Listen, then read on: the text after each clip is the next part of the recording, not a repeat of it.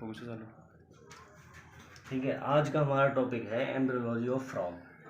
ठीक है, तो फ्रॉग की एम्ब्रियोलॉजी यानी जो मेंढक होता है उसकी जो भ्रूण की है उसमें से हम बहुत सारे क्वेश्चन तैयार करेंगे। ठीक है, तो पहला क्वेश्चन है हमारा, क्वेश्चन नंबर 1 है हमारा, फ्रॉग का जो फर्टिलाइज एग होता है वो कैसा होता है। जो फ्रॉग का फर्टिलाइज एग होता है वो होता है तुम्हारे 16 mm होता है और गोल होता है। ठीक है, फ्रॉग का जो फर्टिलाइज एग होता है 16 mm होता है और गोल होता है। इसमें 3 पार्ट होते हैं। ठीक है, फ्रॉग के फर्टिलाइज एग में कितने पार्ट होते हैं? 3 पार्ट होते हैं। ध्यान से देखेंगे इसे। पहला पार्ट है हमारा एनिमल हेमिस्फेयर। पहला पार्ट क्या है? Animal hemisphere. एनिमल हेमिस्फेयर जो होता है वो एग का ऊपर वाला भाग होता है और ये एक एक्टिव पार्ट होता है। इसी में डिवीजन जो होते हैं वो इसी से स्टार्ट होते हैं, इसी पार्ट में। ठीक है, दूसरा पार्ट होता है हमारा वेजिटल हेमिस्फेयर। वेजिटल हेमिस्फेयर जो होता है वो लोअर पार्ट होता है, अंडे का नीचे वाला भाग होता है और ये एक निष्क्रिय भाग होता है। इस पार्ट में यॉक होता है। क्वेश्चन यहाँ बन सकता है, फ्रॉग के एग का वह कौन सा पार्ट होता है जिसमें यॉक पाई जाती है? तो कौन सा पार्ट है? Vegetal hemisphere. ये पैसिव पार्ट होता है, इसमें यॉक पाई जाती है। ठीक है, तीसरा क्वेश्चन, तीसरा है हमारा, तीसरा पार्ट एग का थर्ड पार्ट जो होता है वो ग्रे क्रीसेंट होता है, इंपॉर्टेंट पार्ट होता है। और इन दोनों के बीच का बीच वाला होता भाग, एनिमल हेमिस्फेयर और वेजिटल हेमिस्फेयर के बीच वाला जो पार्ट होता है वो कहलाता है आपका ग्रे क्रीसेंट कहलाता है। और ये कैसा होता है? लाइट कलर का होता है और अर्धचंद्राकार होता है। ठीक है, फ्रॉग में रिप्रोडक्टिव सीजन कब होता है? जुलाई से सितंबर। बरसात के मौसम में फ्रॉग का जो सीजन होता है, रिप्रोडक्टिव जनन काल जो होता है वो कब होता है? जुलाई से सितंबर होता है। और इस फ्रॉग के अंदर फर्टिलाइजेशन जो होता है, निषेचन की क्रिया जो होती है वो बाह्य निषेचन होता है। कहाँ पर होता है? फीमेल में होता है। बाह्य निषेचन यानी एक्सटर्नल फर्टिलाइजेशन होता है और फीमेल में होता है। निषेचन के बाद सेगमेंटेशन की प्रोसेस या क्लीवेज जो होता है वो 2 या 3 घंटे बाद स्टार्ट हो जाता है। फ्रॉग के अंडे में फर्टिलाइजेशन के 2 या 3 घंटे बाद क्लीवेज स्टार्ट हो जाता है। और क्लीवेज कैसा होता है? हॉलोब्लास्टिक। हॉलोब्लास्टिक क्लीवेज में जो क्लीवेज जो सेल डिवाइड होती हैं वो खड़ी या ऊर्ध्वाधर होती हैं। गैस्ट्रुला क्या होता है? गैस्ट्रुला स्टेज में ही एक इम्पोर्टेंट क्वेश्चन है एपीबॉली। ये बहुत इंपॉर्टेंट क्वेश्चन है, ध्यान से देखने से। एपीबॉली क्या होता है? जो गैस्ट्रुला स्टेज होती है उसमें फ्रॉग के एग में माइक्रोमियर और मैक्रोमियर 2 प्रकार की सेल बनती हैं। तो एपीबॉली में माइक्रोमियर जो होते हैं वो बहुत तेजी से बढ़ते हैं और माइक्रोमियर मैक्रोमियर के ऊपर फैलकर उसको कवर्ड कर लेते हैं। ठीक है, जो माइक्रोमियर होते हैं, जो लघु सेल होती हैं, माइक्रोमियर जो होते हैं वो बहुत तेज़ी से फैलते हैं, तेज़ी से बढ़ते हैं और माइक्रोमियर के ऊपर फैलकर उन्हें कवर्ड कर लेते हैं। ठीक है, इसी प्रोसेस को कहते हैं हम एपीबॉली। नेक्स्ट क्वेश्चन है हमारा इन्वेजिनेशन और एम्बॉली। ठीक है, ये क्वेश्चन भी बहुत इंपॉर्टेंट है, इन्वेजिनेशन और एम्बॉली।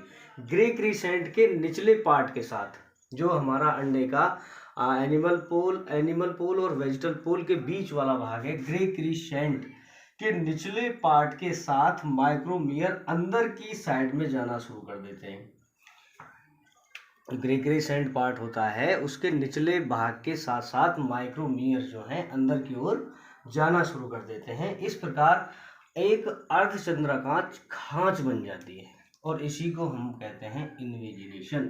ठीक है, इन्वेजिनेशन के थ्रू क्या बनती है? Archie enteron.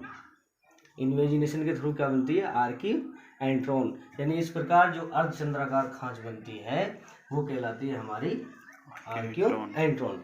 यहाँ एम्ब्रियो होता है डबल लेयर का। ये क्वेश्चन इंपॉर्टेंट है, किस स्टेज में डेवलपमेंट की किस स्टेज में एम्ब्रियो डबल लेयर हो जाता है? तो यहाँ पर इन्वेजिनेशन और एम्बॉली जो स्टेज होती है उसमें एम्ब्रियो डबल लेयर हो जाता है। यहाँ पे एक और क्वेश्चन है, yolk plug stage. Yolk plug stage क्या है? मैक्रोमियर के ऊपर जब माइक्रोमियर बहुत तेजी से फैलते हैं, किसमें? एपिबॉली की प्रोसेस के थ्रू माइक्रोमियर्स जो होते हैं वो मैक्रोमियर्स के ऊपर फैलने लगते हैं और ब्लास्टोपोर बनने के बाद एक संकुचन से कुछ वाहित मैक्रोमियर ब्लास्टोपोर से बाहर निकल आते हैं। इसी को एम्ब्रियो की यह स्टेज कहलाती है यॉक प्लग स्टेज। ठीक है, next question, group of frog egg. मेंढक के जो अंडे इकट्ठे होते हैं, ग्रुप में होते हैं, उन्हें हम कहते हैं स्पॉन। इंपॉर्टेंट क्वेश्चन है स्पॉन। आपने देखे होंगे पानी के अंदर, तालाब के अंदर बहुत सारे अंडे होते हैं, वो कहलाते हैं group of frog egg, spawn कहलाते हैं। ठीक है, covered by jelly like albumin. किससे कवर्ड होते हैं? एक जेली के समान एल्बुमिन होती है, उससे कवर्ड होते हैं। नेक्स्ट क्वेश्चन है, ग्रे क्रीसेंट पार्ट से नोटोकॉर्ड और मेसोडर्म का विकास होता है। किस पार्ट से नोटोकॉर्ड और मेसोडर्म का डेवलपमेंट होता है, तो वो कौन सा पार्ट है? Gregory cell. फ्रॉग एग जो होता है कैसा होता है? मीसोलेसिथल और टीलोलेसिथल। मीसोलेसिथल ऐसे एग होते हैं जिनमें सामान्य मात्रा में क्या पाया जाता है? यॉक पाया जाता है। और टीलोलेसिथल वो होते हैं जिनके पूल पर यॉक पाया जाता है। तो फ्रॉग का एग जो होता है वो मेसोलेसिथल भी होता है और टीलोलेसिथल भी होता है। ठीक है, फ्रॉग एग में यॉक जो होती है वो कैसी होती है? कप शेप्ड होती है या यॉक प्लेट के रूप में पाई जाती है? कप शेप्ड होती है या यॉक प्लेट के रूप में पाई जाती है। गैस्ट्रोला की 3 प्राइमरी जर्मिनल लेयर से ऑर्गन सिस्टम के निर्माण को मॉर्फोजेनेसिस या ऑर्गेनोजेनेसिस कहते हैं। क्वेश्चन है, मॉर्फोजेनेसिस क्या होता है या ऑर्गेनोजेनेसिस क्या होता है? ठीक है, मॉर्फोजेनेसिस या ऑर्गेनोजेनेसिस क्या होता है? तो गैस्ट्रोला स्टेज में जो 3 प्राइमरी जर्मिनल लेयर बनती है, जनन परतें जो बनती हैं, उनसे अंगों का और अंग तंत्र का निर्माण ही क्या कहलाता है? मॉर्फोजेनेसिस और ऑर्गेनोजेनेसिस कहलाता है। फ्रॉग जो का टेडपोल जो होता है वो कैसा होता है? कार्निवोरस, शाकाहारी होता है, मांसाहारी? तो ये कंप्लीट हर्बीवोरस होता है, ये ध्यान रखें।